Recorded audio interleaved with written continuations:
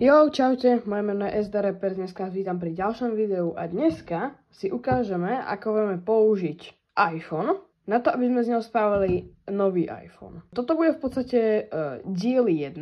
Tento iPhone je teda 64 GB iPhone XS, chýba v ňom baterka, ale tento telefón má jeden jediný problém, je iCloud lock. Takže dneska si ukážeme, ako v podstate z tohto telefónu vyberieme všetko, čo není potrebné a potom si do toho v druhom dieli nainštalujeme nové komponenty. Takže, ako už dobre viete, budeme potrebovať tieto dve sady, takže si ich otvoríme. Z tejto sady si vezmeme.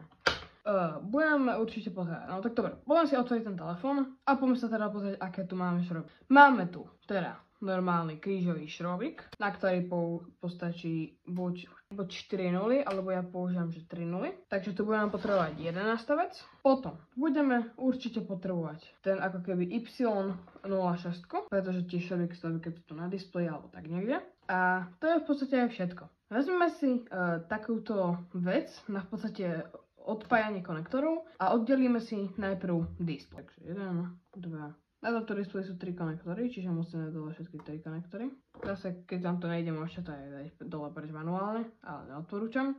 Takže, keď máme preč displej, začneme rovno asi teda displejom. Toto si dáme zatiaľ preč a ideme začať displejom. Na displeji budeme potrebovať.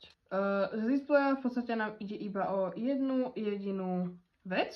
Už ani nie až tak ten displej, pretože zase, keď chceme robiť z toho nejaký akože budget telefón, tak ten displej tam musíme teda nechať. Ale potrebujeme odtiaľ earpiece speaker, čo je v podstate konektor, ktorý teda proste sa páruje s tým displejom a zároveň je to teda aj reproduktor, taký akože ušný. Z tohto telefónu potrebujeme toto celé takto oddeliť. A toto je v podstate ten prvý diel. Všetky tieto diely si potom odložím, ak by náhodou som našla nejakú metódu na proste iCloud unlock. Takže toto si teda odložíme a môžeme sa teda vrhnúť na telefón. Tak, ešte ako som spomínal k tým iCloud lockom, ak náhodou máte nejakú možnosť na to, ako iCloud unlock takýto telefón, tak mi môžete napísať buď do komentára, na stránke teda toho YouTube mám svoj e-mail, kam mi to môžete napísať. Ako prvé potrebujeme dole túto doštičku, ktorá v podstate drží kamery pokope. Takže túto doštičku budeme potrebovať. A potrebujeme v podstate z tohto telefónu vybrať základovú dosku. Čiže začneme tým, že odpojíme všetky konektory. 1, 2, 3, 4, 5, 6, 7, 8, 9, 10. A ešte tuto sú ešte také dva malinké konektory, ktoré treba takisto odpojiť. Čiže, OK, takže máme to všetko odpojené. Teraz potrebujeme vybrať tento SIM card tray. Takže ho iba vyberieme, ten si takisto odložíme a môžeme teda začať. Čiže začal by som asi tým, že si vyťahneme kameru, keďže kamera je dosť podstatná. Potom si môžeme teda šrobovať tú dosku. Na tej doske by malo byť viacej šrobíkov, ale keďže tento telefón, ako som už vravil, teda už bol párkrát otváraný, aj opravovaný, tak už tam nie sú všetky tie šrobíky.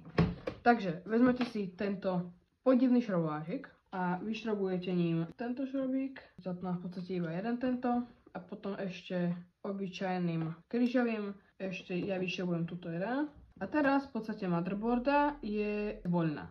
Takže teraz to môžem iba celé takto vyťahnuť. Tak. A mám v podstate už dve časti, ktoré sú spolu spárované. Ešte mi ostáva jedna časť, to je Face ID, ale Face ID není šrobované, čiže Face ID by malo zísť rýchlo von. A máme vonku aj Face ID.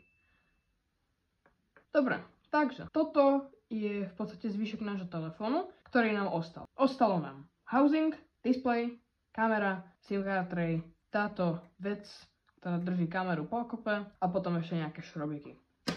Tieto party si ešte niekam odložím, vravím, ak by sa náhodou našla nejaká metóda. Ak máte, napíšte mi ju dole do komentárov alebo na e-mail. A to bolo z tohto videa všetko, vidíme sa pri ďalšom videu, tak čau. 8 minút.